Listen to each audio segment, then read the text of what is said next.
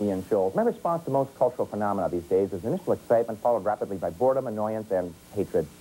The new movie Godzilla triggered all these responses within days of each other, a new record even for me. The movie slogan, "Size Does Matter," struck me as clever until its constant repetition on the sides of buses, billboards, and television screens made me want to scream, "No, it doesn't."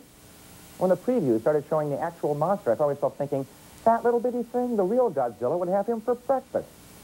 I shouldn't hate this movie as much as I do, I know. After all, I haven't seen it. But everything about it strikes me as emblematic of what's wrong with modern pop culture. More thought went into the ad campaign and packaging of action figures than went into the movie itself. According to Time magazine, Toho Studios, creators of the original Godzilla, have a compendium of iconographical do's and don'ts when it comes to the depiction of this ravager of cities. Designer Patrick Tatopoulos, who created the aliens of Independence Day, nevertheless proceeded to design a monster that violated every rule Toho laid down. I'm a bit of an iconoclast myself, but some things you just don't tamper with. Godzilla's radioactive breath, for example, has been deleted, gone with the wind.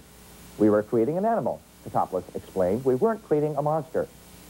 A 20-story tall, 400-foot-long lizard is just an animal? That sure sounds like a monster to me.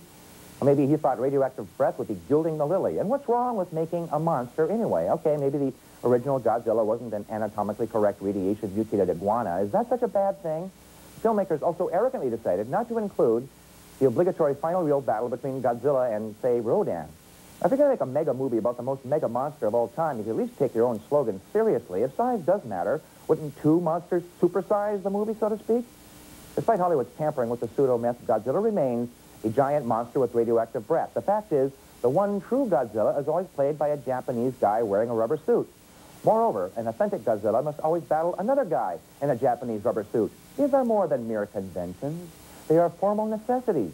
You can't write a 16-line sonnet. You can't write a haiku that fills 3 volumes. There's no egg-free omelet. You can't make a Godzilla movie without a guy in a rubber Godzilla suit. So what's so hot about this new movie?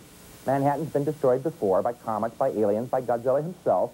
Despite the bloated budget, ad campaign, and supersaturation of theaters everywhere, Godzilla can't live up to his gaudy past. Godzilla's been downsized. Godzilla's just a big cheese sandwich made with big puffy slices of bread, but minus the cheese. I gotta go.